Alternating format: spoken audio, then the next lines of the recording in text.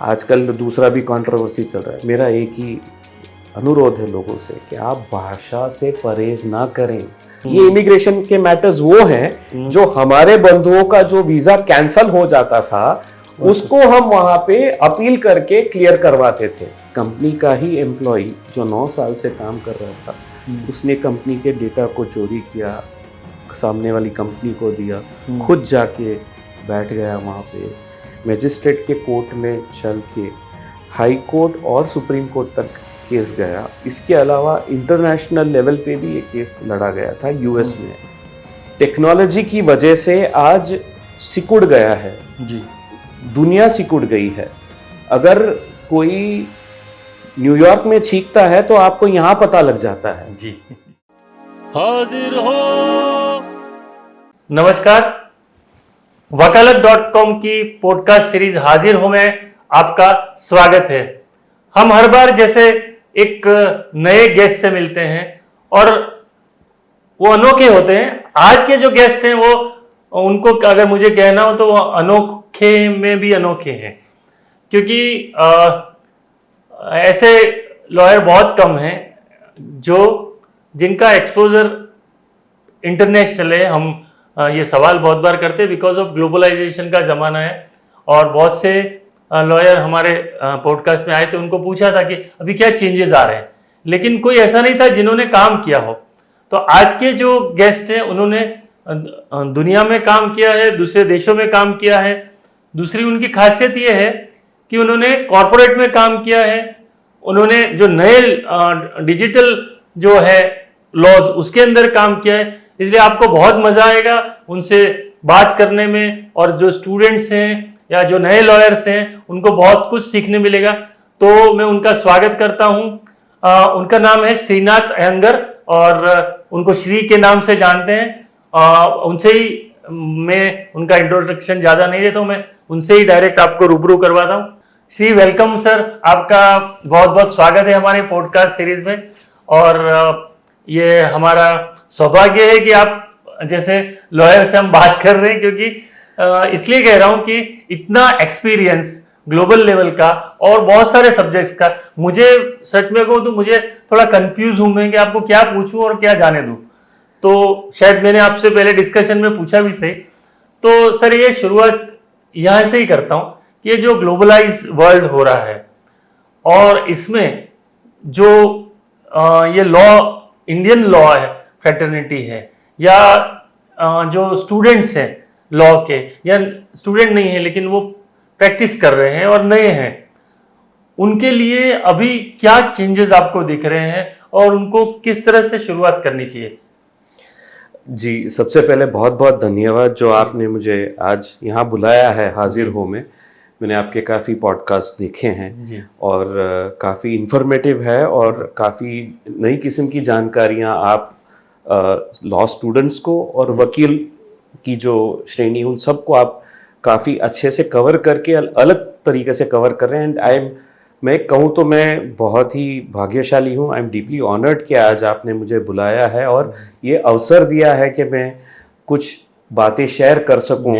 आज 26 बरस से मैं प्रैक्टिस कर रहा हूँ और जो एक्सपीरियंस है एक वो बांटने के लिए आपने मुझे एक मौका दिया, उसके लिए बहुत बहुत धन्यवाद। सबसे पहले अभी जो हाल की जो पहलुएं हैं, हम जो पहले प्रैक्टिस किया करते थे और आज जो सिचुएशन है वो बहुत ही अलग हो चुका है।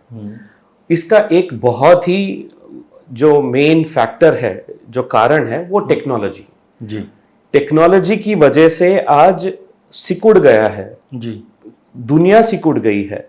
अगर कोई न्यूयॉर्क में छींकता है तो आपको यहां पता लग जाता है जी। इतने पल, सेकंड्स में आपको पता लग जाता है कि क्या हुआ है जी। अब इस वजह से क्या हो गया कि एक तो हमारा बिजनेस काफी बढ़ चुका है, इंटरनेशनल बिजनेस काफी बढ़ चुका है और ट्रांजैक्शंस काफी हो चुके हैं। तो इस वजह से क्या हो रहा है कि इंटरनेशनल ट्रांजैक्शंस बढ़ रहे हैं तो इंटरनेशनल डिस्प्यूट्स भी उसके साथ आ रहे हैं जी। तो जो स्टूडेंट्स हैं जो इस एरिया में प्रैक्टिस, अभी जो लीगल फील्ड में आ रहे हैं जी, मेरा उनसे सबसे पहले यही एक रिक्वेस्ट है या एक पर्टिकुलर अपील है जी कि आप सबसे पहले दुनिया को जाने, आप पहले सारी इंफॉर्मेशंस देखिए क्या क्या हो रहा है। क्योंकि आज अगर आप देखने जाएं तो इंटरनेशनल लेवल पे क्या क्या डिस्प्यूट्स आती हैं। एक तो आपके इंटेलेक्चुअल प्रॉपर्टी राइट्स पे आती हैं, जो सबसे पहले जो हमारे ट्रिप्स की सिग्नेचर हुई थी, तो उसके बाद जो फार्मास्यूटिकल इंडस्ट्री पे पहले फॉरेन कंपनीज के जो रेड पड़ रहे थे या ये कर रहे थे, रिस्ट्रिक्शंस ला रहे थे, वो पहली बात। दूसरी बात हुई थी सॉफ्टवेयर। अगर आप जानो तो माइक्रोसॉफ्ट है, अडोबी है वगैरह। तो एक समय ऐसा था कि माइक्रोसॉफ्ट की टीम और उनके जो आईपीआर की टीम्स होती थी वो रेड करके कंप्यूटरें सीज करती थी, क्योंकि सॉफ्टवेयर क्रैक्ड वर्जन यूज किया करते थे। अगर आपको याद है विजय, जैसे 90s 99 वगैरह में जो वर्ड वगैरह जो यूज करते थे, क्रैक्ड वर्जन यूज किया करते थे। तो ये लोग वो क्या करते थे, जो एंटरप्राइज या बिजनेस हाउसेज हैं उनको टारगेट करके रेड किया करते थे। तो ये हो गया आपका एक इंटरनेशनल डिस्प्यूट। तो ये लाइसेंसिंग पार्ट हो गया, ये आईपीआर रिलेटेड हो गया। तीसरा जो है, आप एक्सपोर्ट्स कर रहे हो, इंपोर्ट्स कर रहे हो, उसमें इश्यूज होते थे। तो ये सारी जो इंटरनेशनल डिस्प्यूट्स होती थी, ये अभी इसकी पहलू बदल गई है। अच्छा। अगर आप उसके बाद जो आप देखोगे पोस्ट 2000 के बाद सॉफ्टवेयर का जो बिजनेस चला है, दौर चला है, India has become a software hub. हम यहाँ पे सॉफ्टवेयर तैयार करते हैं फॉरेन कंपनियों के लिए। तो इस वजह से जो कॉन्ट्रैक्ट्स जो हैं वो इंटरनेशनल लेवल पे क्रॉस बॉर्डर कॉन्ट्रैक्ट्स हो गई हैं। तो ये सारी डिस्प्यूट्स, यानी आप देखने जाओ तो जो पहले था और अब है, काफी अंतर, मतलब बहुत स्कोप है, आप बहुत स्कोप है। आपने शुरुआत की कैसे की थी इसकी? मेरी शुरुआत तो बहुत ही अलग है। मैंने जो स्टार्ट किया था, मैंने बीएससी मैथमेटिक्स किया हुआ, I am a science graduate. उसके बाद मुझे एमबीए करना था, एमबीए करने का अवसर नहीं मिला, तो सोचा क्या करें। एमएससी मैथमेटिक्स मुझे करना नहीं था, तो लॉ में जुड़ा। लॉ में जुड़ते ही मुझे बहुत उसमें लॉ ही क्यों लिया आपने? लॉ इसलिए लिया क्योंकि मेरे फादर का बिजनेस था। और ये सोच के पहले शुरू किया कि अगर लॉ सीखते हैं हम तो बिजनेस में हेल्प होगा, क्योंकि आए दिन बिजनेस में कोई ना कोई इनकम टैक्स से नोटिस आता है, या तो उस वक्त जीएसटी जो टैक्स रिलेटेड सेल टैक्स का नोटिस आता है, तो उसको हम किस तरह से डील करें। आया था, ऐसा कुछ हुआ था क्या? ऐसा कुछ हुआ नहीं था, मगर फिर भी जैसे इश्यूज आते थे जो हमारे सह बिजनेसमैन थे उनके साथ होते थे इश्यूज, तो हम देखते थे। तो मुझे लगा कि भाई this will help in business, contracts आते हैं वो सब पढ़ने। तो उसके चलते मैंने लॉ पढ़ाई की, बीएससी किया, उसके बाद एलएलबी किया 3 साल, उसके बाद 2 साल मास्टर्स किया क्रिमिनोलॉजी में।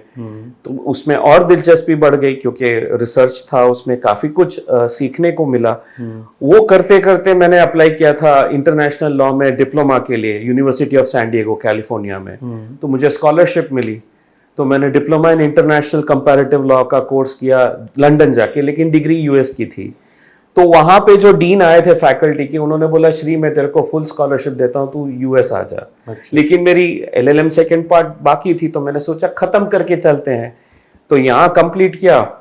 उसके बाद मुझे बॉम्बे में एक लॉ फर्म में मुझे एक अपॉर्चुनिटी मिला जो इनडायरेक्ट टैक्सेशन में थे। यानी मेरा जो एलएलबी के बाद जो प्रैक्टिस था सिविल साइड में था, और जो मुझे अपॉर्चुनिटी बॉम्बे में मिला 99 में तकरीबन, तो उस वक्त वो इनडायरेक्ट टैक्सेशन में चला गया। एक्साइज कस्टम सर्विस टैक्स, जो मुझे कुछ मालूम ही नहीं था। लेकिन शुरुआत की, वहां पे कोर्ट्स अपीयर करता गया, तो एक 10 साल वो किया। वो करते करते 2003 में, उस वक्त क्या था, QLTT करके एक फॉर्मेट था, क्वालिफाइड लॉयर्स ट्रांसफर टेस्ट। यानी जो वकील इंडिया में 5 साल कंप्लीट करता है वो यूके एग्जाम देके वहां पे सॉलिसिटर का जो सर्टिफिकेशन है वो ले सकता है। तो इसके चलते मैं लंदन जाके मैंने एग्जाम दी। एग्जाम देने के बाद, अच्छा, उसमें आप क्लियर करोगे तो आपको सिर्फ सर्टिफिकेट मिलता है, आप प्रैक्टिस नहीं कर पाओगे। अच्छा, यूके की जो टोटल सिस्टम ऑफ ऑपरेशन अलग है, आपको सर्टिफिकेशन दे देंगे, एनरोल कर देंगे, लेकिन आप प्रैक्टिस करना चाहो तो प्रैक्टिसिंग सर्टिफिकेट लेना होता है।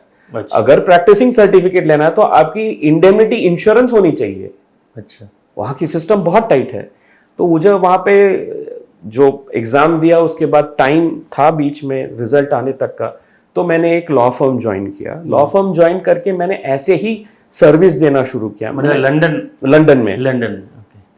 और मेरे जो गुरु थे उन्होंने मुझे बहुत अच्छे से ट्रेन किया और उनके पास सीखा।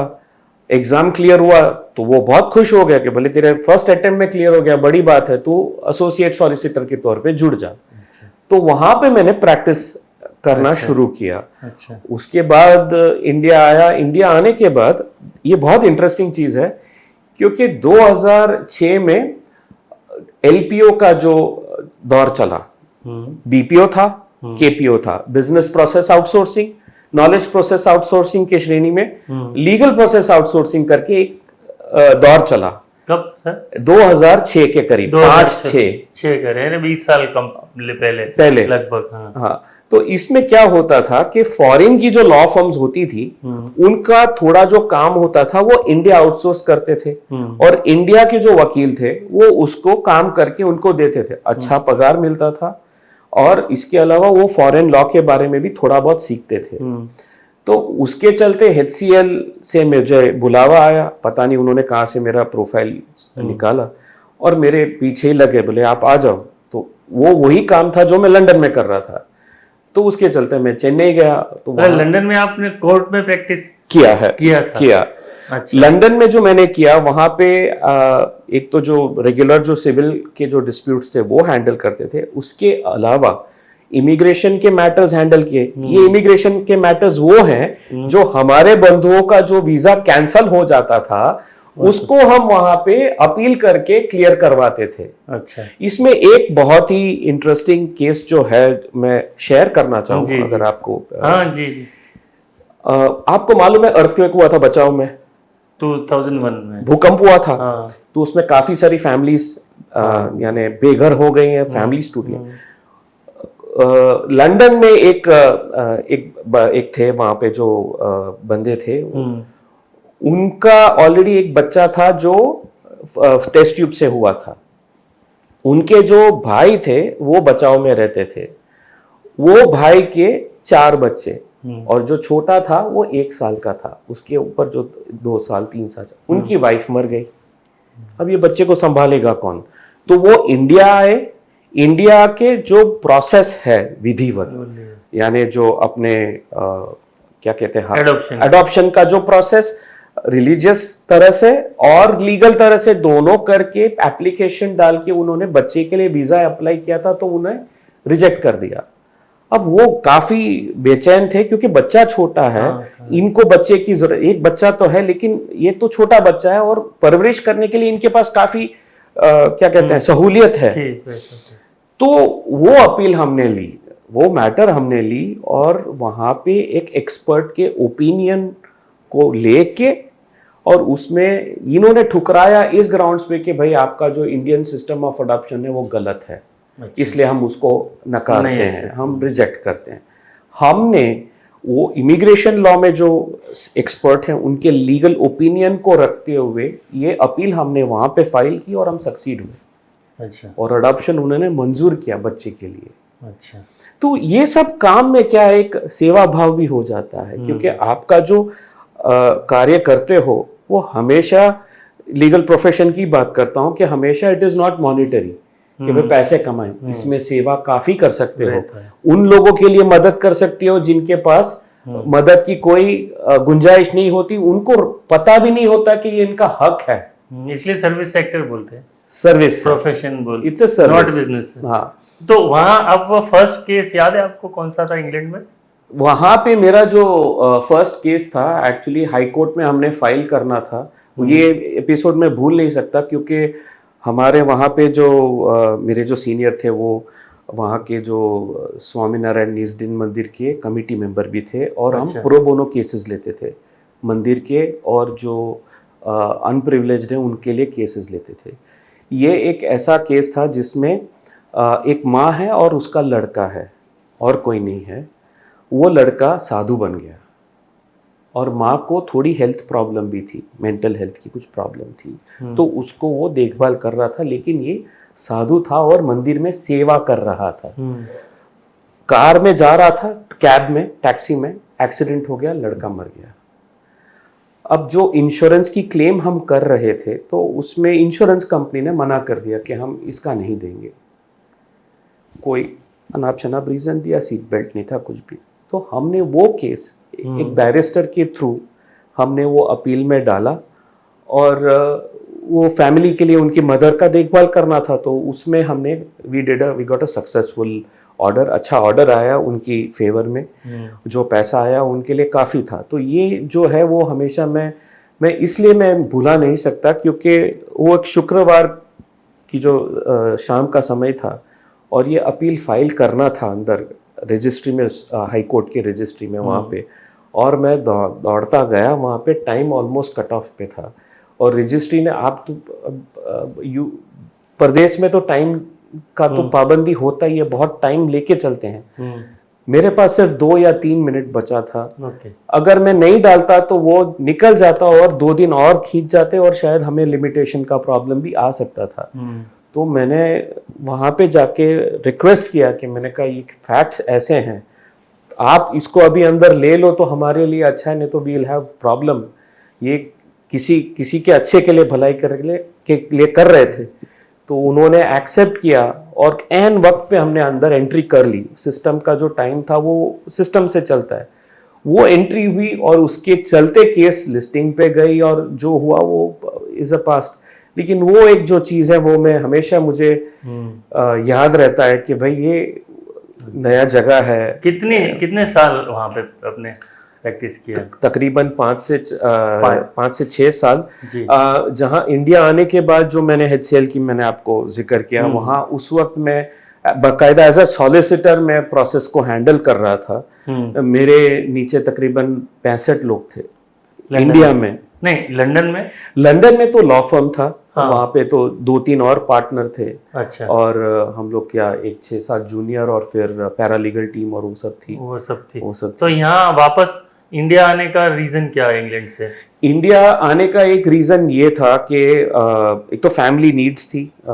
मेरी वाइफ तो US में थी, माइक्रोसॉफ्ट में काम कर रही थी उस वक्त। मैं लंदन था। अच्छा। वो लंदन आ नहीं पा रहे थे। अच्छा। मैं US मैं जा सकता था। अच्छा। लेकिन US जाके ग्रीन कार्ड में मुझे वापस वहाँ के कायदे कानून में मुझे वापस री रजिस्टर करके पूरी कैरियर वापस से स्टार्ट करनी पड़ती, तो और 10 साल लग जाते।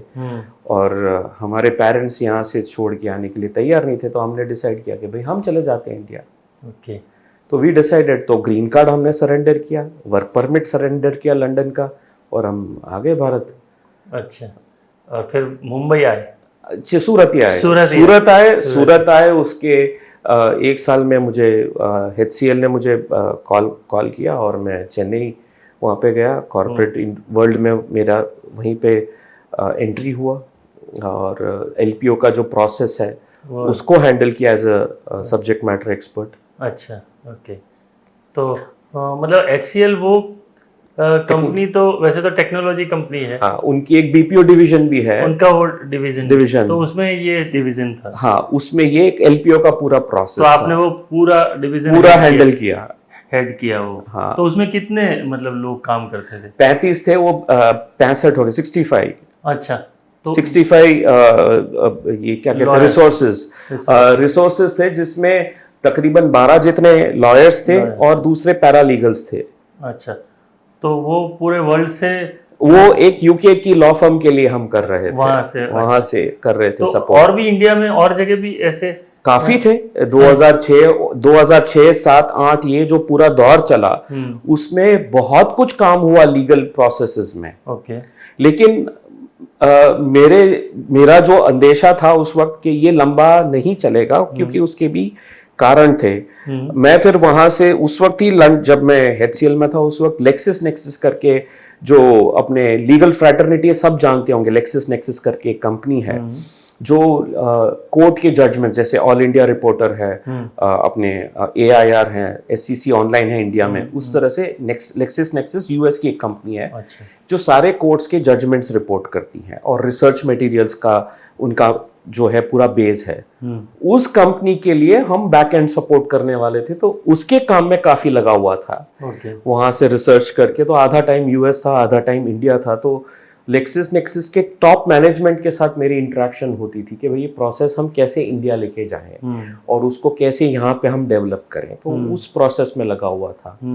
फिर उसके बाद मेरे पुराने सीनियर के ऑफिस गया दिल्ली, जहाँ पे हम माइक्रोसॉफ्ट के लिए पैटेंट्स इंडिया से फाइल किया करते थे। अच्छा। तो आप देखिए कि जो लीगल फील्ड है उसका फ्लेवर कितना। पर अभी है, अलाउड है या बंद हुआ है? नहीं, होता है टू सम एक्सटेंट कर रहे हैं। कई कंपनीज हैं भारतवर्ष में जो ऐसा काम कर रहे हैं। अब LPO में पॉजिटिव और नेगेटिव दोनों बता देता हूं। जब एक वकील LPO में काम करता है उसके लिए पे स्केल बहुत अच्छा होता है। अच्छा। अच्छी पगार कमाते हैं, क्योंकि उस वक्त जब मैं 2006-07 में था, तो जो वकील कॉलेज से ग्रेजुएट होके LLB करके आए 2-3 साल के एक्सपीरियंस में, उनको बेसिक पे ही 25K से शुरू होता था, 25,000 से शुरू होता था उस वक्त 2006-07 में। तो आप सोचिए 25,000 उनके लिए is a huge. Bank account, credit card, debit card, यार पूरा उनका लाइफ चेंज हो जाता था। जो एक न्यू कमर उस समय इतना कमा नहीं पाएगा। उसके अलावा हेल्थ इंश्योरेंस, कवर, सब कुछ मिलता था। काम परदेश का करते थे। इसका डिसएडवांटेज आप देखिए कि अगर कोई वकील उस वक्त काम करता है उस कंपनी में, LPO में, वो तो वही काम करेगा जो उसको दिया गया है। जो पूरा नहीं है उनके पूरे सिस्टम में से एक छोटा सा पार्ट लेके कर रहा है। अब ये बंदा या बंदी वहां पे काम कर रहे हैं, मान लीजिए 3 साल निकाल दिया, करता तो वही है काम, लेकिन बाहर जो लीगल फील्ड में जो अपग्रेड्स हो रही हैं, इससे तो वो बिल्कुल ही उसको कुछ मालूम ही नहीं है, आइसोलेटेड है वहां से। तो मैंने ये जब देखा तो मुझे लगा कि ये लंबे दौर पे ये काम नहीं आएगा। क्योंकि अगर कोई लॉयर LPO में चला जाता है, अगर 5 साल या 10 साल निकाल लेता है, तो एक तो उसका जो लीगल ग्रोथ है नॉलेज का, वो कट ऑफ हो जाता है, और उसकी जो मेंटल ग्रोथ है उस एंगल से, इंटेलेक्चुअल ग्रोथ है, वो भी कट ऑफ हो जाता है, और उसकी जो कमाने की क्षमता है वो सिकुड़ के रह जाती है। इसको हम बोलेंगे short term gain, long term loss. तो मैंने जैसे ही 1 साल 2 साल 1 साल निकाला, मुझे लगा दिस इज नॉट, ये ठीक नहीं है, ये लंबे दौर पे काम नहीं लगेगा। और मेरे जो कलीग्स थे उनको मैं बोला करता था कि भाई ये लंबा इसमें मत निकालो टाइम, अच्छा, निकल जाओ इसमें से।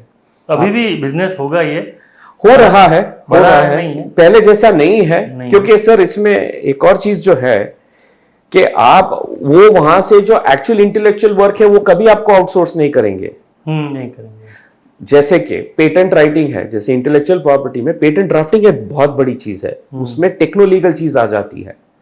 जैसे कोई नई ये करते हो, इन्वेंशन करते हो, तो एक तो आप साइंस बैकग्राउंड से हो, या जैसे इलेक्ट्रॉनिक, इलेक्ट्रिकल, फिजिकल, कुछ भी है, उसमें आपका जो नॉलेज है उसके बेसिस पे आप पेटेंट ड्राफ्ट करते हो, यानी टेक्नो लीगल हो गया डॉक्यूमेंट।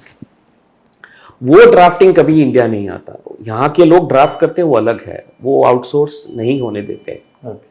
लेकिन उसके पहले का जो काम है, फॉर्म फिलिंग, फाइलिंग, वो सब करने को देते हैं। वो इसलिए नहीं देंगे क्योंकि, और वो करने का भी लॉजिक नहीं बनता है, क्योंकि वहां की जो एफर्ट के अनुसंधान में जो पेमेंट होता है, फीस, वो बहुत होता है। तो वो क्यों इसको आउटसोर्स करके इसका वैल्यू घटाएं, और यहाँ के वकील जो वो क्षमता रखते हैं वो कम दाम पे क्यों काम करें। ठीक। जो चीज का वो पर आवर डॉलर में बिलिंग करते हो, वो इंडिया में क्यों चीप रेट पे कोई काम करे। तो वो you are undervaluing the efforts, ऐसा हो जाता है। तो इस वजह से वो मेन एस्पेक्ट आउटसोर्स कभी नहीं हुआ। पेरिफेरल चीजें आउटसोर्स हुई हैं, और वो लंबे दौर पे आपको ग्रोथ नहीं देगा। तो फिर आपने चेंज किया? फिर मैंने कोर लीगल में आ गया, वापस HCL में उन्होंने बुलाया मुझे। HCL ने उस वक्त 2 कंपनी खरीदी थी, एक यूके और यूएस में, और उनकी सारी लीगल चीज़ें जो हैं वो हैंडल करना था पोस्ट एक्विजिशन। वो सब मैंने काफ़ी अंदरूनी तौर पे बहुत डीप में जाके है वर्कड। तो काफ़ी सारे, जैसे एक बिजनेस टेक ओवर होता है इंटरनेशनल लेवल पे, तो उसमें क्या क्या प्रॉब्लम्स आती हैं वो मैंने फर्स्ट हैंड मैंने एक्सपीरियंस किया। इसके अलावा सर दूसरा एक जो चीज़ है, जो एक्विजिशन करते हैं, नई कंपनी खरीदते हैं, तो ड्यू डिलिजेंस किया जाता है। ये जो शब्द ड्यू डिलिजेंस है आपको थोड़ा कॉम्प्लिकेटेड लगेगा, लेकिन कॉम्प्लिकेटेड कुछ नहीं है, बहुत सिंपल सी चीज़ है। अगर आप कुछ घर खरीदते हो तो आप क्या करोगे, आप डॉक्यूमेंट्स चेक करोगे, ओनरशिप की डिटेल्स चेक करोगे, टाइटल डीड्स चेक करोगे, तो क्लैरिटी टाइटल रिपोर्ट क्लियर होना चाहिए। वही चीज़ यहाँ पे इसको ड्यू डिलिजेंस बोलते हैं। फ़र्क सिर्फ इतना है कि जब आप एक कंपनी को खरीदते हो तो उसके चेक पॉइंट्स बहुत सारे होते हैं। टैक्सेशन होता है, प्रॉपर्टी का होता है, लाइसेंसिंग का होता है, फिर आपका बिजनेस रिलेटेड होता है, कंप्लाइंस रिलेटेड होती है। तो ये सब लीगल एस्पेक्ट से हमें, वो ड्यू डिलिजेंस लीगल एस्पेक्ट से हमें देखना होता है। बिजनेस एस्पेक्ट से एक टीम जाता है, लीगल एस्पेक्ट से हम जाते हैं, एग्रीमेंट्स वगैरह चेक। तो ये सब मैंने जाके किया है। कितना टाइम लगता होगा लगभग? बहुत बहुत मतलब एक कंपनी अगर एक्वायर होती है सर, मैं आपको बताऊं, जैसे पूरा एक्विजिशन प्रोसेस आपको मिनिमम 5 या 6 महीने से शुरू होता है। इसका काम इंटरनेशनल लेवल पे जब होता है तो बहुत सारी इसकी प्रक्रिया होती हैं, और मेहनत तो इतना लगता है कि दिन में आपको 16 घंटे भी कम पड़ेंगे। यानी मैं तो कभी कभार बिना सोए हम लोग ने काम किया है। 2-3 दिन, 4-5 दिन, महीनों तक ऐसे, क्योंकि वो डेडलाइन में कंप्लीट करना होता है। क्योंकि जितना डिले होता है उतना आपको एक्विजिशन लेट होता है। तो अभी तो बहुत सारा हुआ, अभी तो शायद सर वो एक दूसरी एक टोटल फील्ड है प्रैक्टिस की, जिसको कहते हैं मर्जर्स एंड एक्विजिशन। तो बहुत बड़ा काम है, बहुत बड़ा काम है। इसके अलावा आप देखोगे कैपिटल मार्केट में जो शेयर, जो पब्लिकेशंस होते हैं, जैसे कंपनी लिस्टिंग में जाते हैं, आईपीओज में जाते हैं, तो रेड हेयरिंग रिपोर्ट होता है, वो that is all report due diligence के बेसिस पे। तो वो होगा आपका नॉन लिटिगेशन वर्क। तो वहां से HCL में कॉर्पोरेट लीगल, और अभी जो स्टार्टअप्स आ रहे हैं उसमें भी शायद, तो मेरा एक एरिया ऑफ सर्विस जो मैं करता हूँ, इन स्टार्टअप्स को मैं complete end to end support करता हूँ। अच्छा। क्योंकि एक स्टार्टअप जब शुरू होता है तो उनके लिए काफ़ी सारे पहलू होती हैं। एक तो कॉन्ट्रैक्टिंग होता है, दूसरा होता है उनका डे टू डे जो ट्रांजैक्शन में एडवाइस होता है, तीसरा जो होता है जो एम्प्लॉय रिलेटेड इश्यूज होते हैं, चौथा होता है business related. Sir corporate practice में 3 पहलू हैं, एक तो कॉन्ट्रैक्टिंग, दूसरा लिटिगेशन, तीसरा एडवाइजरी। इसमें अगर आप श्रेणी में डालेंगे तो सबसे पहले आपका आएगा एडवाइजरी, दूसरा आएगा कॉन्ट्रैक्टिंग, तीसरा आएगा लिटिगेशन। क्योंकि एडवाइजरी आप जैसे ट्रांजैक्शंस करते हैं, जैसे आपका ही पब्लिकेशन है और उसमें आप ट्रांजैक्शंस करोगे तो कई जगहों पे आपको लीगल एडवाइस की ज़रूरत पड़ती होगी, तो वो सपोर्ट दिया जाता है। दूसरा जो मोर क्रिटिकल है कॉन्ट्रैक्टिंग, हर जगह पे कॉन्ट्रैक्ट्स, जैसे कस्टमर के साथ कॉन्ट्रैक्ट होता है, एम्प्लॉयज़ के साथ कॉन्ट्रैक्ट होता है, आपके बैकएंड में जो सर्विस प्रोवाइडर है उसका कॉन्ट्रैक्ट होता है। तो ये सारी कॉन्ट्रैक्ट्स रिव्यू करना, ड्राफ्ट करना और नेगोशिएट करना, ये एक बहुत क्रिटिकल चीज़ होती है। तीसरा होता है लिटिगेशन, कि जहां आप किसी के साथ फाइट करना चाहते हैं। अब जैसे मैंने आपको बताया था, ये लिटिगेशन, नॉन लिटिगेशन होता है। नॉन लिटिगेशन में एक वकील की जो पहलू होती है वो अलग होती है, और जो लिटिगेटिंग लॉयर होता है उसका जो ये होता है आचरण, वो अलग होता है। वो लड़ने पे बैठा है, वो लड़ता है कोर्ट में, तो एग्रेशन होता है वहां पे। जो वकील नॉन लिटिगेशन कॉर्पोरेट में है वो एनेबलर होता है। वो क्या कहता है, बिजनेस में जैसे आपका मान लीजिए प्रेस है और आपका कुछ इश्यू चल रहा है, तो आप क्या करोगे, आप वो you can't stop the business, you have to continue. Risk identify करके मिटिगेट करना वो इन हाउस काउंसिल का काम होता है, नॉन लिटिगेटर का। तो वो रोल अलग है, ये रोल अलग है। लेकिन अगर आप कॉर्पोरेट में है तो मल्टीपल रोल में आ जाते हैं, मल्टीपल हैट्स पहनना पड़ता है। तो जैसे हो गया किसी स्टेज पे, जैसे मान लीजिए IPR का हो गया या कुछ लिटिगेशन हो गया, तो मुझे एग्रेसिव बनना पड़ेगा। लेकिन उसमें कैलकुलेशन के साथ करना पड़ता है, क्योंकि धंधा बिजनेस चलाना है आपको। आप अगर लिटिगेशन में उतर गए तो आपका टाइम और मनी दोनों जाएगा, तो उसको कैलकुलेटिव तौर पे चलाना पड़ता है, बहुत बैलेंस करके जाना पड़ता है। जहां पे कोर्ट में जाते हैं वहां पे भी जिम्मेदारी है, लेकिन यहाँ पे क्लाइंट की इंटरेस्ट को बचाने के लिए हम एग्रेसिवली फाइट करते हैं सामने वाले के साथ। तो फिर कॉर्पोरेट से आप पर्सनल प्रैक्टिसिंग पे आए। तो 10 साल प्रैक्टिस किया, जिसमें यूके में भी प्रैक्टिस किया, फिर 15 साल कॉर्पोरेट में निकाला, HCL टेक्नोलॉजी, सदरलैंड ग्लोबल जहाँ पे मैं डायरेक्टर लीगल था, फिर रैमको सिस्टम्स में था जहाँ पे GM लीगल था, फिर फोटोन इंटरैक्टिव करके एक कंपनी, अभी ये तीनों कंपनी अलग हैं। HCL में BPO का था, सदरलैंड में KPO वगैरह का था, रैमको सिस्टम्स सॉफ्टवेयर डेवलपर था, उनकी ERP है, ERP ऑन क्लाउड, जिसको बोलते हैं SaaS, software as a service, तो उनके एग्रीमेंट्स वो वगैरह अक्रॉस द ग्लोब, यानी अमेरिका से लेके ऑस्ट्रेलिया तक का पूरे जो इनके बिजनेस ट्रांजैक्शंस होते हैं, उनके सारे सेल्स पर्सनल्स जो होते हैं, जैसे ऑर्डर बुक होता है तो कॉन्ट्रैक्ट आता है, कॉन्ट्रैक्ट में नेगोशिएशंस होते हैं, और जैसे बिड करते हैं कहीं पे RFP, रिक्वेस्ट फॉर प्रपोजल होता है, टेंडर फाइल करते हैं तो वहां पे कॉन्ट्रैक्ट्स आते हैं। तो मेरा काम सुबह 7 बजे से शुरू हो जाता था, क्योंकि मलेशिया से पहले काम शुरू होता था, सिंगापुर से। चलते चलते जाओगे, दिन इंडिया का काम शुरू होगा, जैसे 5-6 बजे खत्म हुआ और 7 बजना शुरू हुआ शाम के, अमेरिका से फोन करके गुड मॉर्निंग सर करके बोलेगा भाई मेरा दिन खत्म हुआ है। लेकिन नहीं, इट स्टार्ट्स, तो वो वहां का सपोर्ट करके, यानी ये सब सारी पहलुएं मैंने देखी। Photon interactive mobile applications developer थे, तो उनका पूरा as a vice president corporate legal मेरे नीचे टीम थी, 2-3 जूनियर्स थे, बहुत कुछ उसमें हमने हैंडल किया है, कॉन्ट्रैक्टिंग, लिटिगेशन।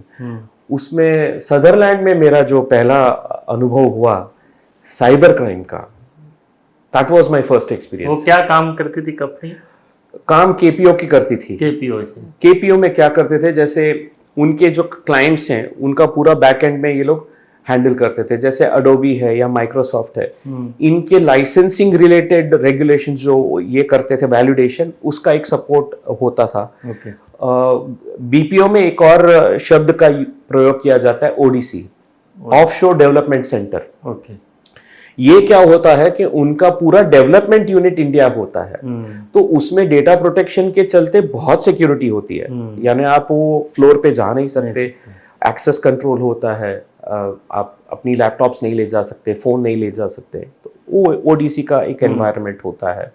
तो उस किस्म के काम करते हैं, और इसमें डेटा जो है वो बहुत ही अहमियत रखती है। तो सदरलैंड में जो मेरा पहला अनुभव था, एक एम्प्लॉय ने कंपनी के जो कस्टमर के जो लिस्ट थे उसको उसने अपने मैनेजर के लैपटॉप से अपने ईमेल आईडी पे भेज दिया।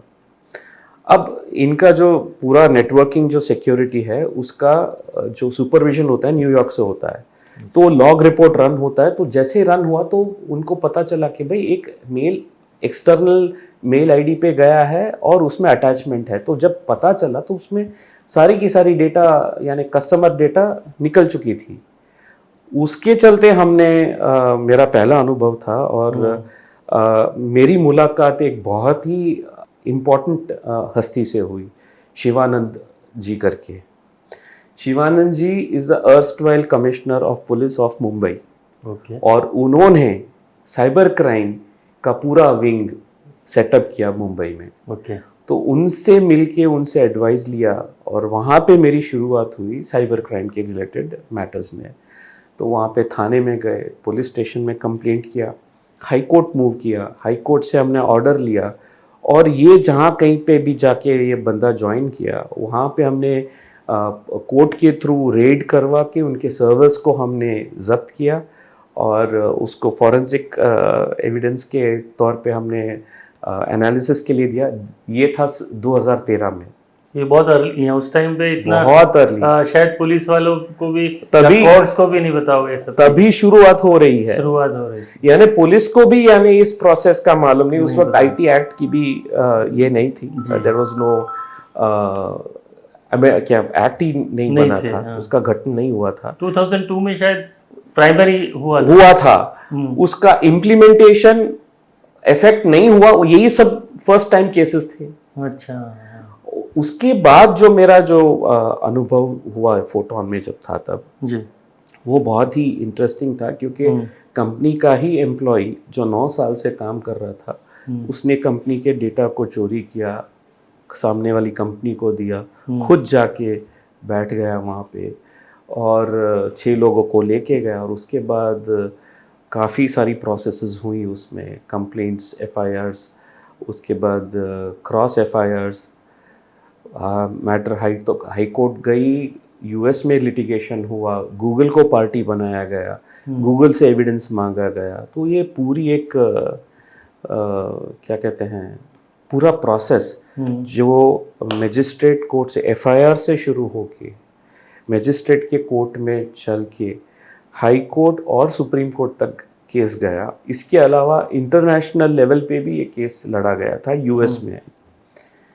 तो वो बहुत ही एक क्या कहते हैं, एक रिच एक्सपीरियंस था मेरे लिए, जहाँ पे हैंड्स ऑन मैंने उसमें काफ़ी काम किया है एज अ काउंसिल जो कंपनी में था। उसके बाद कंपनी से मैं बाहर निकला, एज अ कंसल्टेंट रहा, क्योंकि ये केसेस चलाने के लिए कोर्ट्स रेगुलर जाने पड़ते थे और मेरे सीनियर क्या को मेरी मदद की यानी ज़रूरत थी, क्योंकि कोर्ट्स में रोब्स पे ना तो आप एम्प्लॉय हो नहीं सकते। तो वहाँ से मैं बाहर निकला कंपनी से, और उसके लिए आई गॉट इनटू प्रैक्टिस, और काफ़ी एनरिचिंग एक्सपीरियंस था मेरे लिए।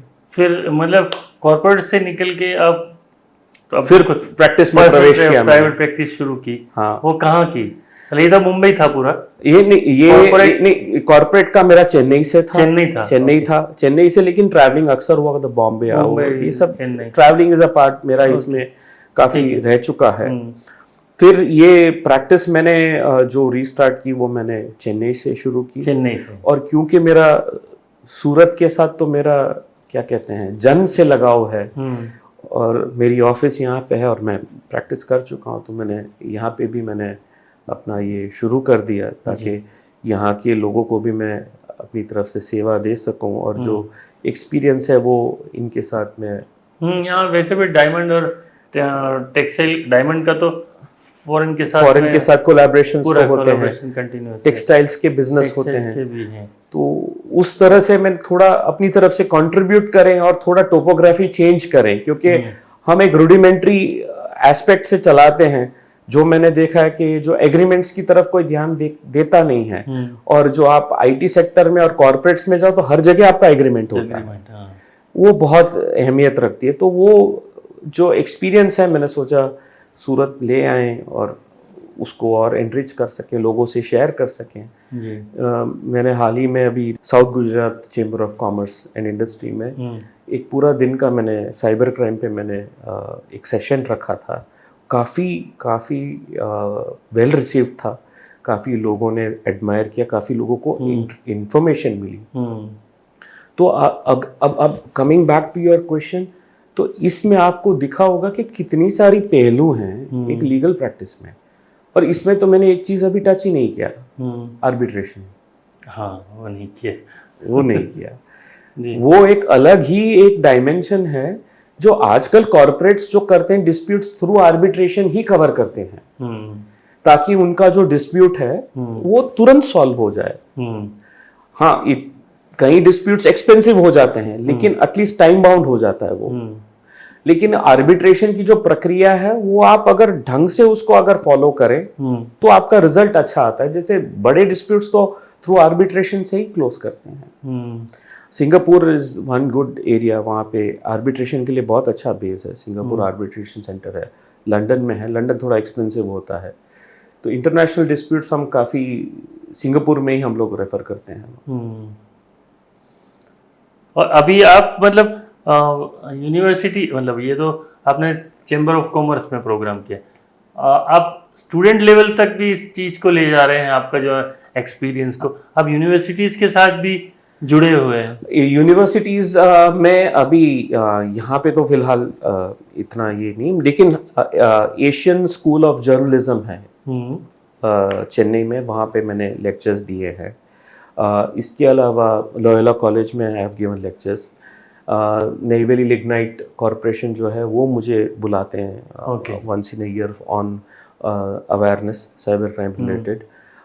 इसके अलावा मैंने अपने chartered institute of procurement studies करके यूके की एक संस्था है, उसमें मैंने ऑनलाइन क्लासेस कंडक्ट किए हैं ऑन कमर्शियल कॉन्ट्रैक्ट्स Okay. और प्रोक्योरमेंट जो प्रोसेस है उसके बारे में पूरा मैंने कोर्सेज कंडक्ट किए हैं जिसमें पूरे भारत से लोगों ने पार्टिसिपेट किया था। और कॉर्पोरेट्स हैं। औरो यूनिवर्सिटी हाँ। के बोर्ड में है। हाँ, बोर्ड ऑफ स्टडीज में बोर्ड हूँ, ऑफ स्टडीज में। और उसमें भी मेरी तरफ से सजेशंस अक्सर देता हूँ किस जी। किस्म की सब्जेक्ट्स होनी चाहिए। जी, तो आपको क्या लग रहा है कि अभी जो आपका जो एक्सपीरियंस है उसमें अभी आगे क्या यूनिवर्सिटीज को, कॉलेजेस को क्या ऐड करना चाहिए जो शायद नहीं है? आपने देखा हो मेरे अनुभव में जी। जो मैंने देखा है, जहाँ कहीं पे भी कॉलेज और यूनिवर्सिटीज़ मैंने देखा है, बड़े बड़े कोर्सेज का बहुत फ्लैर होता है। LLM इन साइबर क्राइम, LLM इन इंटेलेक्चुअल प्रॉपर्टी। लेकिन मैं आप सबसे एक बात कहना चाहता हूँ, एक लीगल प्रोफेशन के लिए जो फंडामेंटल चीज़ है वो है अंडरस्टैंडिंग ऑफ फैक्ट्स, और दूसरी है ड्राफ्टिंग। ये बहुत अहमियत लगती है। Okay. क्योंकि आपकी जो ड्राफ्टिंग की जो स्किल है वो ही आपको सुप्रीम कोर्ट तक ले जाएगी। ये मेरे गुरु ने कहा था कि अगर आप शोकॉज नोटिस का जवाब देते हो तो इस तरह से जवाब दो कि कोई भी ग्राउंड ना छूटे, ताकि कल सुप्रीम कोर्ट में अगर वो शोकॉज नोटिस या कोई भी नोटिस का चैलेंज हो तो आपका सारा ग्राउंड कवर हुआ होना चाहिए। ये आप तब कर पाओगे जब आपका फैक्ट्स, आपकी जो फैक्ट्स, जो घटनाएं हैं उसको आपने ढंग से, बारीकी से आपने उसको नोट किया हो, तो आपका केस स्ट्रांग होगा। और ये मैंने एक और जो लीगल फील्ड के जो इल्यूमिनरी कहा जाता है, राम जेठमलानी, उन्होंने एक इंटरव्यू में कहा था और एक लेक्चर में भी कहा था कि when you rely on the sections and the judgments other than the facts, you lost the case. Your entire argument for a lawyer should be on the facts, and your facts has to be thorough. तो आप अगर सोचोगे ये litigation में काम होता है, नहीं सर। अगर मैं कॉन्ट्रैक्ट ड्राफ्ट करता हूं तो मैं 1 या 2 घंटा क्लाइंट के साथ बैठ के पूरी बिजनेस समझता हूं, पूरा ट्रांजैक्शन समझता हूं, उसके बाद कॉन्ट्रैक्ट ड्राफ्टिंग पे उतरता हूं। क्योंकि जब तक आपको बिजनेस नहीं समझ आएगा, आप कैसे ढालोगे कॉन्ट्रैक्ट को? कट कॉपी पेस्ट करके नेट इंटरनेट से टेम्पलेट तो मिल जाएगा, उसके अंदर का जान कौन डालेगा? हर कॉन्ट्रैक्ट की कैरेक्टर होती है, वो कैरेक्टर वो बिजनेस को दर्शाती है कि इसमें क्या है रिस्क और इसमें क्या रिस्क नहीं है। उसी तरह से केस में आपके स्ट्रॉन्ग पॉइंट्स और जो वीक पॉइंट्स है वो तभी आपको समझ आएगा जब आपने फैक्ट्स को कैप्चर किया है। दूसरी बात, सेक्शंस को आप don't take it for granted. जब आप मेरे सीनियर को मैंने देखा है, उनको सेक्शन पूरी तरह से बाय हार्ट होगा, क्लाइंट के साथ बैठ के पूरी तरह से फैक्ट समझेंगे और वो सेक्शन, वो किताब वो खोल के वो सेक्शन को पढ़ेंगे लाइन बाय लाइन, 1 बार 2 बार 3 बार 4 बार 5 बार पढ़ते जाएंगे। उसका रीजन ये है कि ये कैसे फैक्ट्स के साथ इंटरप्रेट किया जा सके। तो ये सारी जो है एक बेसिक थिंग्स हैं, और मेरे ख्याल से काफी जगहों पर यूनिवर्सिटीज और कॉलेजेस में सिखाते होंगे। लेकिन ये कौन सी, जैसे मुझे as a student of journalism and student of psychology both, मुझे ये जानना है कि डिटेल स्टडी करना, बोले फैक्ट्स पे जाओ, तो एक स्टूडेंट है या एक लॉयर है, उसमें क्या लैंग्वेज स्किल्स होना इम्पोर्टेंट है? बहुत ही जरूरी है कि आप भाषा पे पकड़ रखें। मैं आपसे हिंदी में अनुवाद कर रहा हूँ जी, गुजराती में भी आप बोलोगे तो વાત કરી શકીશ, મને એમાં કઈ प्रॉब्लम નથી जी, and I can speak very well in English as well. In also in Tamil. I'm a Tamilian, तो मैं तमिल भी बात कर लेता हूँ जी। आजकल दूसरा भी कंट्रोवर्सी चल रहा है। मेरा एक ही अनुरोध है लोगों से कि आप भाषा से परहेज ना करें, आप सीखें, जितनी भाषा सीखेंगे उतनी आपके लिए सहूलियत होगी, उतना आपका सोचने का जो प्रोसेस है वो बदलेगा, बढ़ जाएगा आपके लिए। और लीगल फील्ड में आपने बहुत ही इंपॉर्टेंट चीज पॉइंट आउट की है, भाषा। इंग्लिश हो चाहे गुजराती हो चाहे हिंदी हो, भाषा पे कमांड बहुत जरूरी है, स्पोकन और रिटन दोनों। लेकिन जो लीगल प्रोफेशन है वो पूरा शायद ऐसा है कि सारा इंग्लिश में ही चल रहा है काम, और गुजरात है या कोई भी जो साउथ के स्टेट्स है वहाँ इंग्लिश ठीक है ज़्यादा अच्छा है, लेकिन नॉर्थ के स्टेट्स में तो इंग्लिश मजाक ही उड़ाते कि आता ही नहीं है हमको। तो सर ये बहुत ही इंटरेस्टिंग चीज है, आप कंप्लीट कीजिए जो आप कहने आ रहे थे। हाँ, तो उनको क्या करना, मतलब जो महाराष्ट्र से ऊपर के सारे स्टेट्स हैं उन लोगों को, वो बेचारे प्राइमरी से इंग्लिश मजाक ही उड़ाते हैं ऐसा। सर अभी इसको दो एंगल से हम देखते हैं सर। एक तो आप नॉन लीगल एस्पेक्ट से देखिए कि भाई मुझे हिंदी सीखनी नहीं है, जो साउथ में बोल रहे हैं, जो ये सब बोल रहे हैं वो तो जानते हिंदी, बात भी करते हैं। लेकिन आप जो नॉन लीगल फील्ड में है, अगर आप कहते हैं मुझे इंग्लिश नहीं सीखना है, इट इज योर चॉइस, आप मत सीखिए, कोई प्रॉब्लम नहीं है। लेकिन आपको कहीं आ गया ऐसे जो, अच्छा इसमें मैं एक ही चीज का मैं जो उल्लेख दूंगा, आपके फोन का ऑपरेटिंग सिस्टम क्या है? इंग्लिश। तो उसको काहे नहीं बदलते आप? वो तो हम बदल नहीं पा रहे, उधर तो हम एक्सेप्ट कर रहे हैं, फिर बाद में हम ये कह रहे हैं कि भाई हमें इंग्लिश नहीं सीखना है, हमें ये नहीं करना, मतलब सीखना जरूरी है, सीखना जरूरी है आपके हिसाब से। अब मेरा इसमें लीगल एस्पेक्ट से बताता हूँ। अभी एक लॉयर मान लीजिए इलाहाबाद से है या लखनऊ से है या कहीं से भी है, गुजरात से है, महाराष्ट्र से, लोअर कोर्ट में जो है उसको फैक्ट फाइंडिंग बॉडी कोर्ट बोलते हैं। तो वहां की आपकी जो पंचनामा है, एफआईआर है वगैरह लोकल लैंग्वेज में होगा, तो वो तो आपको जानना जरूरी है। अब ये केस जब आता है हाई कोर्ट तो इंग्लिश में हो जाता है आपका, तो इंग्लिश सीखना भी जरूरत होता है। फिर वहां से आप जाते हो सुप्रीम कोर्ट। तो अगर आपको एक सक्सेसफुल लॉयर बनना है तो आपको भाषा के प्रति विरोध नहीं होना चाहिए। अगर आप महाराष्ट्र में कर रहे हो प्रैक्टिस या गुजरात में कर रहे हो, गुजराती एवं मराठी आपको जानना जरूरी है, क्योंकि तभी आप अपने क्लाइंट को जस्टिफाई कर पाओगे। और यही चीज जब अपील में जाती है हाई कोर्ट में तो आपको इंग्लिश का प्रयोग करना पड़ेगा। तो इसमें होता यह है कि अगर मान लीजिए कहीं जैसे हाई कोर्ट या सुप्रीम कोर्ट में जो प्रैक्टिस करते हैं, जो निचली कोर्ट से जो ऑर्डर है उसी का आप अपील में जा रहे हो, तो उसमें कहीं डॉक्यूमेंट्स लोकल लैंग्वेज में होंगी। अभी मान लीजिए, अभी ऑब्वियसली जो दिल्ली में है या हाई कोर्ट में है उनको तमिल या मलयालम या वो पढ़ नहीं पाएंगे, लेकिन एटलीस्ट बेसिक जो अगर हिंदी आप पढ़ पाते हो या मराठी या गुजराती पढ़ पाते हो तो आपको उसका जो इंटरप्रिटेशन है इजी हो जाएगा। अनुवाद करके तो हम रखते ही हैं वहां पे, जरूरी है, लेकिन अगर आप नेटिव लैंग्वेज में जो पढ़ते हो उसका जो स्वाद मिलता है जो अलग होता है। तो वो तो सिखा रहे हैं कॉलेजेस, लैंग्वेज भी सिखा रहे हैं, इंग्लिश भी सिखा रहे हैं, लेकिन दूसरी आपने बोला कि डिटेलिंग, ठीक है, हमारे जर्नलिज्म में बोलते हैं devil is in details. Okay, तो क्या डिटेलिंग कैसे करना, इन्वेस्टिगेशन कैसे करना, उसका भी कुछ कोर्स होता है या सब्जेक्ट होता है क्या? सब्जेक्ट तो नहीं होता है, इसके लिए आपके लिए बेस्ट रेमेडी है जजमेंट्स। ओके, जो पुराने जजमेंट्स हैं, एक बहुत ही वेल नोन जज हैं कृष्णन अय्यर करके, आप उनका पुराना जजमेंट लेके पढ़ोगे सर, साथ में डिक्शनरी लेके बैठना पड़ता है, क्योंकि उनका जो एनालिसिस, जो विश्लेषण होता है बहुत पेजों में जलती, उससे आपको पता चलेगा कि ये एक, मान लीजिए एक मर्डर का ही केस है जिसमें सुप्रीम कोर्ट का कोई ऑर्डर आया है और आप जजमेंट पढ़ते हो, उसमें आपको सारा एनालिसिस पता चलेगा कि किन किन खामियों की वजह से वो केस पलट गया या किन किन चीजों की वजह से वो प्रूव हुआ।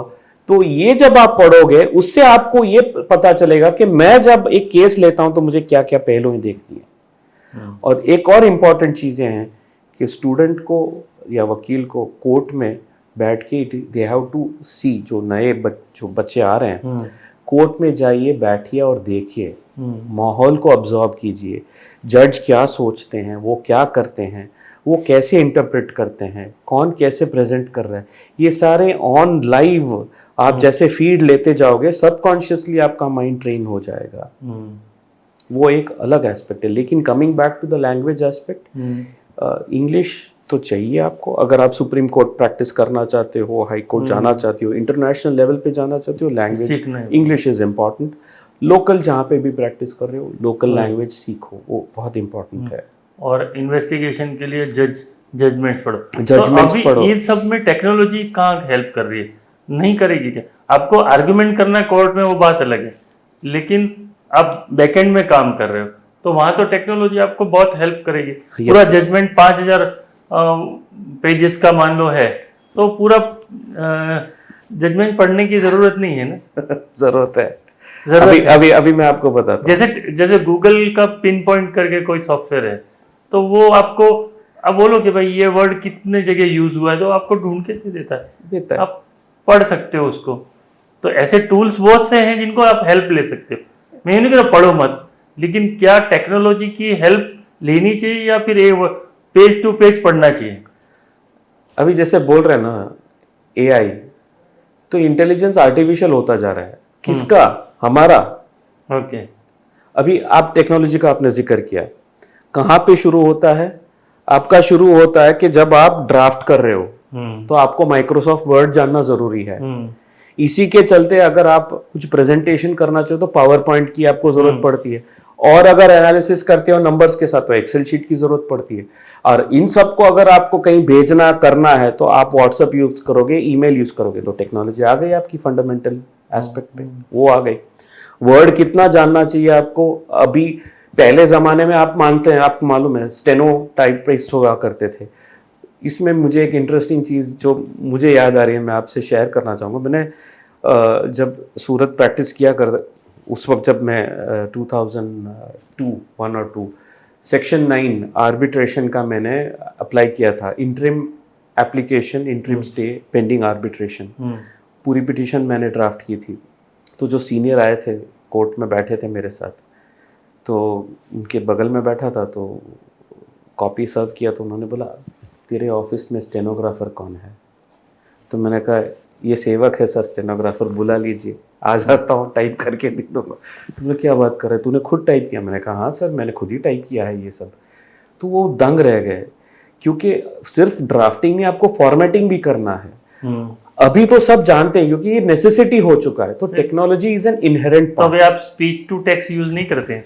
स्पीच टू टेक्स्ट यूज करता हूं, लेकिन उसमें गड़बड़ हो जाती है। पूरा पैराग्राफ आप डिक्टेट कर देते हो, 2 सेकंड में 2 मिनट में हो जाता है, लेकिन उसके बाद करेक्शन करना पड़ता है। एडिट कर सकते हैं, एडिट कर सकते हैं, टाइम बचा देता है। अभी आपको आज ही मेरी बात हुई थी मेरे कलीग के साथ जो स्टेनोटाइपिंग का क्लास चलाते हैं साउथ में। मैंने कहा भैया इससे निकल जाओ आप, यानी ये अपग्रेड हो चुका है, स्टेनोग्राफर की जरूरत नहीं है। अभी बेसिक स्किल से सिखाओ आप कि किस तरह से ये यूज किया जाए। ये एक आपको बीच में रोकता हूँ, जैसे इन्वेस्टिगेशन में भी मैंने गूगल में फैक्ट चेकिंग का ट्रेनिंग लिया था। तो वहाँ बेल्जियम से एक फैक्ट चेकर आए थे, उन्होंने बहुत इंटरेस्टिंग हमको जो डेमो दिखाया, हम आश्चर्य हो गया कि यूक्रेन रशिया का जो वॉर शुरू हुआ उसके पहले एक न्यूज़ आई थी कि रशिया के टैंक्स हैं वो यूक्रेन की तरफ आ रहे हैं, और एक फोटो एक वीडियो आया था, और एक वीडियो के साथ कार के अंदर एक इंसान ने क्लिप लिया है और टैंक आ रहे, इतना था वीडियो, ठीक है, और इतना वायरल हो गया। अब पता करना था कि सही है या गलत है। तो उन्होंने क्या किया, वो जो फोटो लिया वो रोड का फोटो लिया, वो रोड के फोटो को गूगल मैप से इम्पोज किया, पता किया कि ये जगह कौन सी है, वो सारी जगह, और फिर क्या किया और इन्फॉर्मेशन ली। वहाँ ट्रक जा रही थी पीछे, वो ट्रक का नंबर था, उस नंबर के ऊपर से उन्होंने पता किया, हाँ, और फिर कंफर्म किया कि यहाँ ये इसी टैंक का सही में ये टैंक जा रही थी। और उन्होंने कंफर्म किया, पूरी दुनिया को उन्होंने फर्स्ट टाइम बताया कि हाँ रशियन टैंक्स यूक्रेन जा रही है, यूक्रेन की तरफ जा रही है। तो ये टेक्नोलॉजी से अब जो लोग डिटेलिंग, फैक्ट चेकिंग, ये सारा अभी हो रहा है ऑफिस में बैठ के। यानी ये अभी हमारे लाइफ का एक पार्ट हो चुका है। जी। हम स्मार्टफोन यूज कर रहे हैं हाँ। जिसमें आर्टिफिशियल इंटेलिजेंस का सॉफ्टवेयर भरपूर पड़ा हुआ है, जैसे सीरी है या आपका गूगल असिस्ट है या एलेक्सा है। अब आप लीगल फील्ड में जाइए, आपने समराइजेशन की बात की, ये समराइजेशन का टूल अडोबी में भी है। अडोबी में पूरा पीडीएफ जो होता है वो समराइज करके देता है। इसके अलावा अगर आप लीगल फील्ड में जाओ तो जैसे काफी सारे जो रिपोर्टर्स हैं, एससीसी ऑनलाइन, मनुपत्र, आपका जो case mine, they are using AI engines जिससे कि वो पूरा एनालिसिस करके देते हैं केस का, यानी एक केस कहाँ रेफर हुआ, कितना रेफर हुआ, कैसे हुआ। इनफैक्ट एनालिसिस वहां तक जाता है कि किस जज ने किस जजमेंट को रिलाई करके ऑर्डर्स फेवर में पास किया है और अगेंस्ट पास किया है। तो टेक्नोलॉजी डेफिनेटली आपको सर, मैंने आपको जो गूगल पिन पॉइंट बोला ना, वो वही है, ऐसा ही है। हमको उन्होंने सिखाया कि अगर जैसे फाइनेंस मिनिस्टर है और उसने स्पीच दिया 2 घंटे का, तो आप वो पिन पॉइंट में डाल दो, वो कन्वर्ट कर देगा, ट्रांसक्राइब करके दे देगा, टू टेक्स्ट ट्रांसक्राइब करके दे और देगा। फिर आप उसको पूछो कि भाई इन्होंने किसान के लिए कितनी बार बोला, मजदूर के लिए कितनी बार बोला, तो वो तुरंत निकाल के दे देगा, इतनी बार किसान वर्ड यूज किया, इतनी बार मजदूर वर्ड यूज किया, इतनी बार बेरोजगार वर्ड यूज किया, वो सारा एनालिसिस करके दे देता है। लेकिन मुझे वहां पे एक कॉशन नजर आता है कि वो जो समझ के दे रहा है उस पे हम आंख बंद करके रिलाई कर नहीं कर सकते, वो नहीं कर सकते। जैसे कि आप मान लीजिए कि एक जजमेंट है, उसका आप समरी मांग रहे हो, तो वो समरी वही देगा जो उसके एल्गोरिदम में फिट किया गया है, वो समरी नहीं देगा जो आप चाहते हो। आप यानी सवालें पूछ पूछ के वो उसको निकालोगे। मेरा तो उसमें एक ही सबमिशन ये है कि आप पढ़ो जजमेंट को। जब आप पढ़ोगे तो आपका एनालिसिस शुरू होगा और उस वक्त का आपका जो क्रंचिंग होगा वो काफी शार्प होगा। अगर आप जजमेंट नहीं पढ़ोगे, आप पूरा पिटीशन नहीं पढ़ोगे और आप इस समरी में रिलाई करोगे, हो सकता है, मैंने ट्राई किया है, क्रिटिकल पॉइंट छूट जाता है।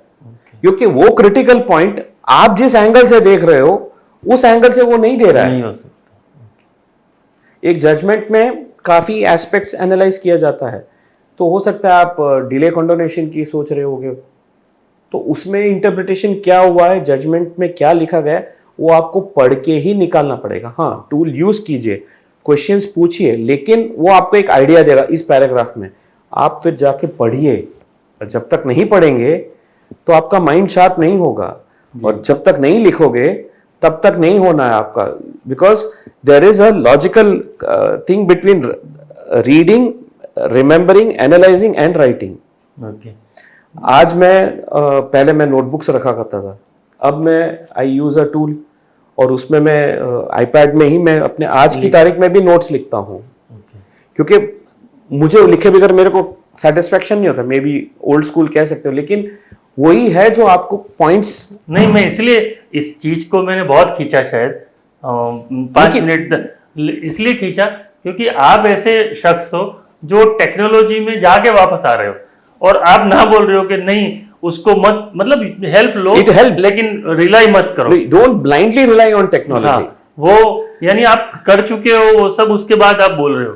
हाँ, क्योंकि अब मैं जिन कंपनीज को एडवाइस करता हूँ वो एआई प्लेटफॉर्म चलाते हैं और काफी टेक्नोलॉजी में डीप पेनिट्रेट कर चुके हैं, करंट जो टेक्नोलॉजी है उसमें। लेकिन जहां तक आपका पर्सनल एबिलिटी एनालिसिस का है, वो आप मत छोड़िए, यूज कीजिए। मैं मना नहीं कर रहा हूं, मैं परहेज नहीं कर रहा हूं, लेकिन वैलिडेट कीजिए। क्योंकि दूसरा जो है, मैंने एक लेक्चर दिया था 2019 में, यूट्यूब में भी होगा, इसाका, इंफॉर्मेशन कंट्रोल ऑडिट सिस्टम्स करके एक ऑर्गेनाइजेशन है जो इंफॉर्मेशन कंट्रोल ऑडिट्स करता है, जो डेटा इस पे 2019 सितंबर या अक्टूबर में, आर्टिफिशियल इंटेलिजेंस एंड लॉ, इस पे मैंने बहुत लंबा I have spoken on it, where I have mentioned कि भाई एआई का क्या प्रयोग हो रहा है लीगल फील्ड में, और एआई का क्या सिनारियो है, उसको रेगुलेट करना चाहिए कि नहीं, उसके बारे में भी मैंने एक ग्लिम्स दिया है। अभी एआई जो है, इट्स अ किड, एक बच्चा है। आप एक बच्चे की परवरिश कैसे करते हो, he can be good, he can be bad. So the algorithm behind AI, उसको कौन मॉनिटर कर रहा है, वैलिडेट कौन कर रहा है। अब जैसे मान लीजिए सॉफ्टवेयर का है, आपको ये ट्रोजन हॉर्स भेज देते हैं या वर्म भेज देते हैं या कोई भी वो जो हार्मफुल सॉफ्टवेयर वो भेजते हैं, वो भी एक सॉफ्टवेयर ही है लेकिन वो एक गलत चीज कर रहा है। एक ये कंट्रोवर्सी आई थी, आपको मैं शायद रोकूं, अभी नए नए जैसे चैट जीपीटी आए और ग्रोक आया, तो हम जर्नलिस्ट लोगों में एक डिबेट बीच में शुरू हुई कि ग्रोक को पूछा कि नरेंद्र मोदी कौन है, तो उसने बहुत अनशन जवाब दिए, ठीक है, लेकिन चैट जीपीटी ऐसे जवाब नहीं देता है, ठीक है, और जेमिनी भी नहीं देता है, ठीक है। तीनों के जवाब अलग अलग होते हैं। एक्चुअली फैक्चुअली तो आप पूछोगे तो सेम आने चाहिए, लेकिन उनके या सॉफ्टवेयर इस तरह बना या डेटा का सोर्स कुछ। एग्जैक्टली जी। अभी आपको इसमें एक और कॉन्फ्लिक्ट बताऊंगा, अगर आप रिसर्च करोगे तो आपको पता चल जाएगा कि ये जो एआई यूज करके जो बनाते हैं उसमें कॉपीराइट वायलेशन भी हो रहा है, आईपीआर वायलेशन भी हो रहा है। तो इसको कौन रेगुलेटर है? ये तो हम तो चैट जीपीटी की बात कर रहे हैं, जो ऑटोनोमस व्हीकल्स घूम रही हैं, ड्राइवरलेस कार्स, कौन जिम्मेदारी लेगा सर उसका? ऑस्ट्रेलिया में इश्यू खड़ा हुआ है, वहां के न्यूज़पेपर्स और मीडिया हाउसेस ने गूगल को बोला कि हमारा कंटेंट यूज करे तो पैसा दो। हाँ ऑब्वियसली। तो ये अभी जैसे आपने बहुत राइटली आपने पॉइंट किया है, ग्लॉक कुछ बता रहा है, चैट जीपीटी कुछ और बता रहा है, तो ये source of information and the way it is processing is critical. तो इसको कौन मॉनिटर कर रहा है? यानी इसका डीप फेक, ये कैसे हम उसको पकड़ेंगे? अभी coming back to your first question, legal field के एस्पेक्ट्स कहाँ जा रहे हैं? देखिए जी, बहुत वाइड हो चुका है। अभी जो लॉ स्टूडेंट्स हैं उनको टेक्नोलॉजी के साथ ग्रूव करना बहुत जरूरी है, बहुत ही जरूरी है। यानी मेरा ऐसा होता था, जैसे मैं एक कंपनी से दूसरी कंपनी जाता था, 3 महीने का नोटिस पीरियड होता था। उस 3 महीने में जो अगले कंपनी का जो प्रोडक्ट है, बिजनेस है, टेक्नोलॉजी, वो बैठ के रिसर्च किया करता था, वो पढ़ता था, मैं समझता था कि भाई ईआरपी क्या है, जैसे रैम को ईआरपी ऑन क्लाउड, भाई ईआरपी क्या है यही हमको मालूम नहीं, तो उसको बैठ के पढ़ा गया। उसके बाद ईआरपी ऑन क्लाउड के सैस मॉडल क्या है, काफी सारे यानी एनरिचिंग है, यानी मजा आता है। आपको कुछ कोर्स बनाना चाहिए, ऐसा नहीं लगता है आपको? आपका जो आइडिया अच्छा है, लेकिन जो एक्सपीरियंस है, शॉर्ट टर्म कोर्सेज बनाने चाहिए कि कर सकते हैं एक्सपीरियंस के लिए, क्योंकि बहुत कम लोग हैं जो इस एक्सपीरियंस के साथ काम कर रहे हैं, जिनका ग्लोबल एक्सपोजर है, टेक्नोलॉजी का एक्सपोजर है और लॉ का एक्सपोजर है। वो रेयर मिलेंगे शायद इंडिया में। वो दूसरी मेरी बहुत मन की इच्छा है जी, जो मैंने मास्टर्स वगैरह में पढ़ा, जूरिस्प्रूडेंस में जो डिस्कशंस होती है ना, वो फॉरेन लॉ के बारे में होता है, ब्रिटिश पॉजिटिव थियरी, सॉलोमन्स थियरी। मेरा एक ही सवाल है, मनुशास्त्र कहाँ गया? ये तो हमारी धरोहर है, हम उसको क्यों उपयोग नहीं कर रहे? हमारे कॉलेजेस में उसका एनालिसिस क्यों नहीं हो रहा है? मनुस्मृति बढ़ानी चाहिए कॉलेजेस में उसका एनालिसिस करो ना, वही तो। लेकिन मनुस्मृति तो बहुत खराब है, या ऐसी सारी जो, वो तो चेक तो करे, खराब है, सही है, गलत है, पहले देखे तो सही, हमको तो उसका। तो हमारा कॉन्स्टिट्यूशन भी बहुत सारे चीजें मनुस्मृति से है निकाला हमने, तो काफी सारे कॉन्स्टिट्यूशंस जो फॉरेन के हैं वो सारे बेस्ट फीचर्स, सेलियंट फीचर्स लेके हमने डाले, उसमें मनुस्मृति भी है। उसमें मेरे ख्याल से इतना वो यूज नहीं किया गया मेरे ख्याल से। I may be wrong, subject to correction, लेकिन इनफैक्ट इसके बारे में भी एक हिंदू लॉज में तो है, हिंदू लॉज में तो अपनी हिंदू लॉज में मनुस्मृति अपने जो रिचुअल्स वगैरह है उसको रख के किया गया है, उसमें तो है ही ना, उसमें तो है जो मतलब हिंदू कोड बिल जो बोल रहे। हाँ, लेकिन मेरा जो जूरिस्प्रूडेंस जो है वो फंडामेंटल थियरी ऑफ लॉ में जाता है, बेस रूट, टोटल।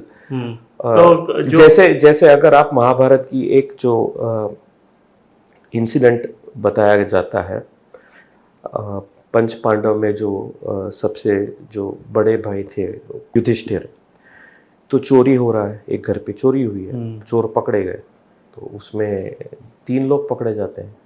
तो एक है ब्राह्मण, एक है अपने जो वॉरियर क्षत्रिय, और तीसरा होता है जो मोची वगैरह है वो। तो ये तीनों मिलके इन्होंने चोरी की है। तो युधिष्ठिर बोलते हैं, आई मे बी रॉन्ग, युधिष्ठिर का रेफरेंस है क्या है, लेकिन ये एक एनेक्डोट है। और धर्मराज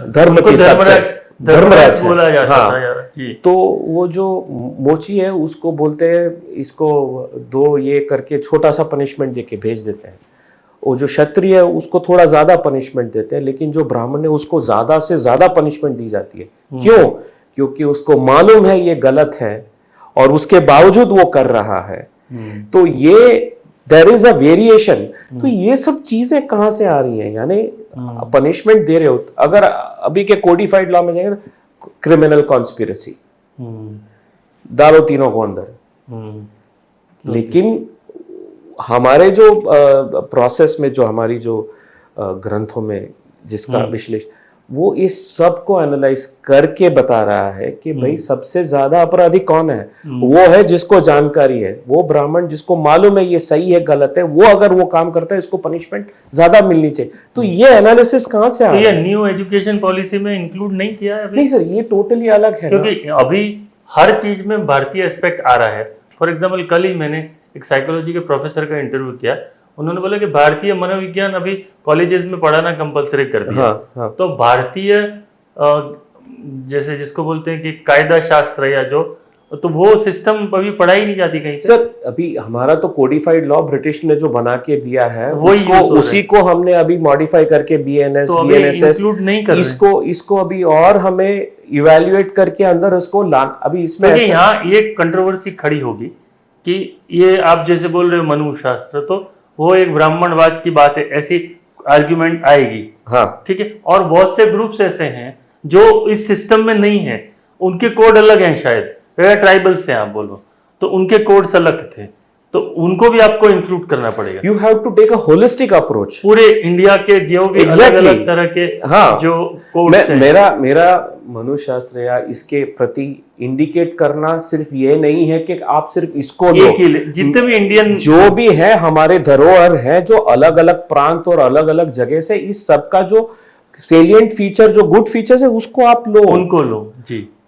हम जो रोमन रिलेटेड आप देखोगे तो मैक्सिम्स वगैरह लैटिन में होते हैं, राइट, क्योंकि हमने वहां का पूरा अडॉप्ट करके रखा हुआ है जी जूरिस्प्रूडेंस।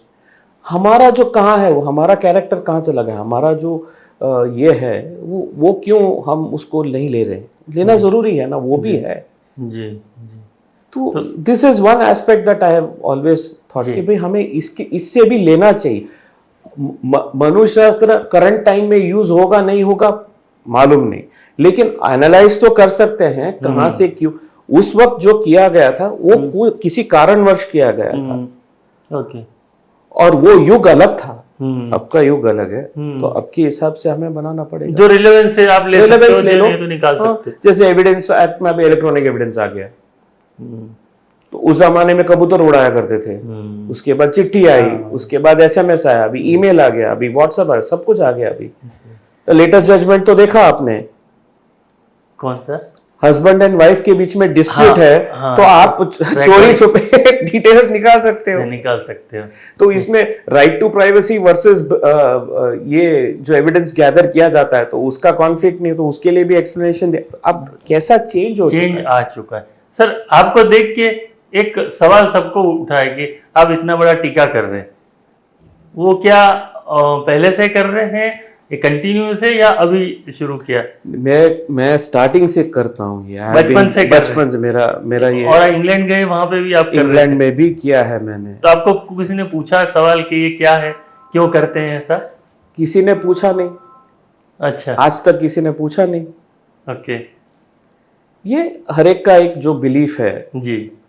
अगर ये टीका क्यों करते हैं जी, एक तो स्पिरिचुअल रीजन है, कोर्ट में भी करके जाते हैं। हाँ जी। वहां किसी जज ने नहीं पूछा आप क्यों करके आए?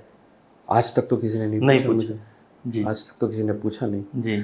हाँ, देखते हैं कि भाई तिलक लगा के आ रहा है, तो एक कई जगहों पे जाते हैं तो एक नजर से देखते हैं, लेकिन जहां तक मेरा सवाल, मेरा जो एक्सपीरियंस रहा है, ये ज्यादातर इंडिविजुअल कंडक्ट के ऊपर रहता है। मैं जहाँ पे भी रहा हूँ मुझे आदर सत्कार के साथ लोगों ने रिसीव किया है जी। ये आपके जो कंडक्ट है उसके ऊपर रहता है। लगी बात तिलक लगाने के पीछे जो है वो हम बचपन से सिखाया गया है, पूजा पाठ वगैरह करके जब निकलते हैं तो वो उस भाव के साथ रहने के लिए ये हमारे इसमें तिलक हम जैसे चंदन लगाते हैं या ये कुमकुम या जो कुछ भी है जी। ये लगा के जाते हैं to keep your mind in that steady state कि Okay. जिस भाव के साथ आप ईश्वर की प्रार्थना करते हो उसी भाव के साथ आप सबके साथ रहो, जी। यही चल के चलता है। और बाकी स्पिरिचुअल रीजंस तो काफी कुछ है, अभी उसमें जाएंगे तो कहीं और चला जाएगा वो तो टॉपिक। उसके लिए फिर से सेशन करना पड़ेगा।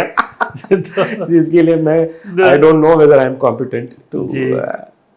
तो और कुछ जैसे सोशल सर्विस से जुड़े हुए हैं आप, वो भी बहुत से काम कर रहे हैं इसके लीगल के अलावा। लीगल के चलते अलावा भी काफी कुछ जैसे पब्लिक अवेयरनेस में सेमिनार्स और वो कंडक्ट करते हैं, करंट इश्यूज के ऊपर लोगों को अवेयरनेस हम ये करते हैं, सेमिनार्स ऑर्गेनाइज करते हैं जी। साउथ में किया, यहाँ पे भी मेरे फ्रेंड्स वगैरह काफ़ी कुछ करते हैं, जैसे सूरत लिट फेस्ट किया, वहाँ पे हमने चेन्नई लिट फेस्ट किया है। ओके। तो उस हिसाब से एक लोगों में एक जागरूकता लानी है। जी। ये नहीं सोचे कि भाई ये मेरा घर है, बस मैं घर के अंदर ही सिकुड़ के रहूँगा ना। अगर आपका जो नेबर है, आपका पड़ोसी है, अगर वो खुश है तो आप खुश हो। जी। और जैसे वसुदैव कुटुंबकम कहते हैं, हर एक जो जीव है इस धरती पे वो एक कारणवश है। हमें कोई हक नहीं बनता कि ये बोले कि ये जीव यहाँ पे नहीं होना चाहिए या ये जीव का विनाश करे। ये हमारे हाथ में नहीं है। It's a ecosystem. चींटी की भी उतनी अहमियत है इस ब्रह्मांड में जितनी हमारी है, जितनी पेड़ की है। तो हमें उसको इग्नोर नहीं करना है।